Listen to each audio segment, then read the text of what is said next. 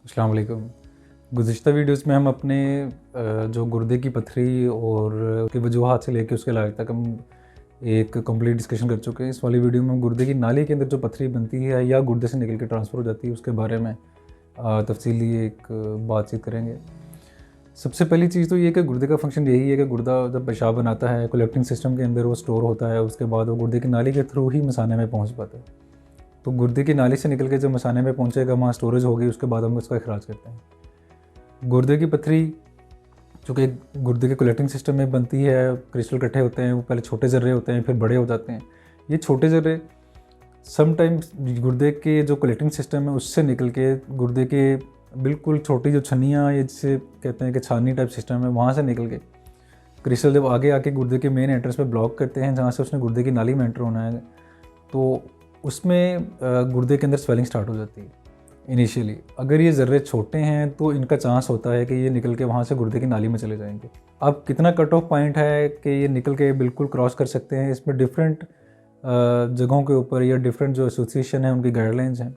तो एक cut off point या एक जनरल प्रैक्टिस के अंदर एक समझा जाता है कि 1 सेंटीमीटर की पथरी जो है कि वो गुर्दे की नाली के अंदर फंस के आगे रुकावट कर सकती है या समटाइम निकल भी सकती है। तो गुर्दे की नाली में जब पथरी फंस जाएगी तो डेफिनेटली पेशाब का जो बहाव है वो एक साइड के गुर्दे का बिल्कुल ब्लॉक हो जाएगा, पीछे गुर्दा भी सूज जाएगा, गुर्दे की नाली में भी जहाँ तक पथरी फंसी है वहाँ स्वेलिंग आ जाएगी। तो इस अमल को हाइड्रो नेफ्रोसिस गुर्दे की स्वेलिंग को और गुर्दे की नाली की स्वेलिंग को यूरिटेरो नेफ्रोसिस बोलते हैं। तो इसमें डेफिनेट एक चीज़ होती है कि शदीद दर्द स्टार्ट हो जाता है। शदीद दर्द के साथ अमूमन मरीज़ उल्टी मतली के साथ प्रेजेंट करते हैं, उसमें दर्द का रिलीफ करवाया जाता है उनको।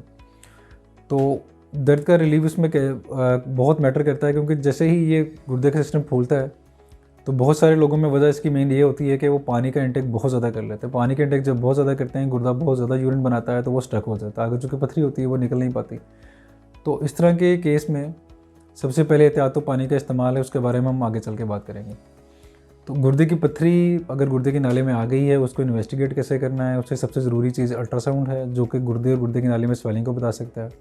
मगर अल्ट्रासाउंड के ऊपर समटाइम गुर्दे की जो नाली है वो नज़र नहीं आ पाती, क्योंकि उसमें ऊपर आंत होती है और आंत में गैस जो है वो अल्ट्रासाउंड के वेव को रोकती है। तो गुर्दे की पथरी का डेफिनेटिव डायग्नोसिस नहीं हो सकता है। उसके लिए हम एक्सरे या सीटी स्कैन एडवाइस करते हैं मरीज़ की कंडीशन को देख के। तो उसमें डेफिनेटिव हमें फिर पथरी की लोकेशन का और गुर्दे की हालत का अंदाज़ा हो जाता है।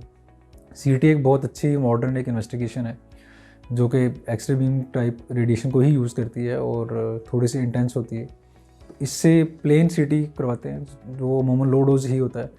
उसमें गुर्दे की पथरी की लोकेशन, उसकी पथरियों की तादाद और गुर्दे की नाली की हालत और गुर्दे की हालत का पता लग सकता है कि किस कदर डैमेज हो चुका है या आया इसको दवाइयों के थ्रू निकालना ज़रूरी है, या अब इस स्टेज पे आ चुका है मरीज़ के हम ऑपरेशन करके ही इसको निकालेंगे। तो कुछ पथरियाँ ऐसी हैं जो कि साइज़ में अगर 1 सेंटीमीटर से कम है तो जितनी भी साइज़ कम होता जाएगा गुर्दे की नाली से उनको निकलने का चांस बढ़ता रहेगा।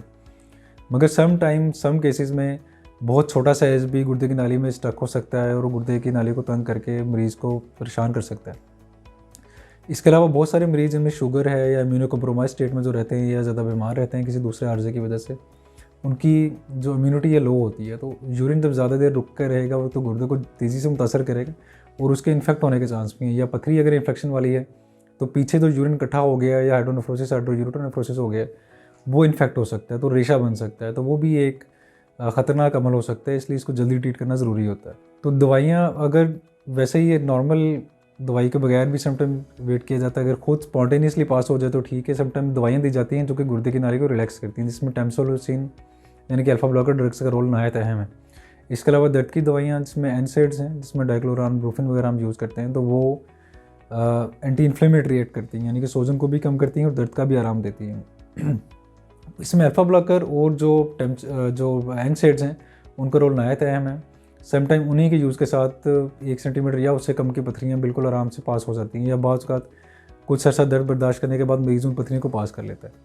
अगर वो पथरियाँ ये पास ना हों, एक ख़ास टाइम तक हम 2 हफ़्ते या 10 दिन का वेट करके देखें, अगर वो पथरियाँ पास नहीं हो पा रही तो फिर हमें सर्जिकल इंटरवेंशन की ज़रूरत पड़ सकती है। सर्जिकल इंटरवेंशन में हमारे पास यूरोटेरोरिनोस्कोपी है जो कि रिजिड फॉर्म में और फ्लेक्सिबल फॉर्म में भी अवेलेबल होती है।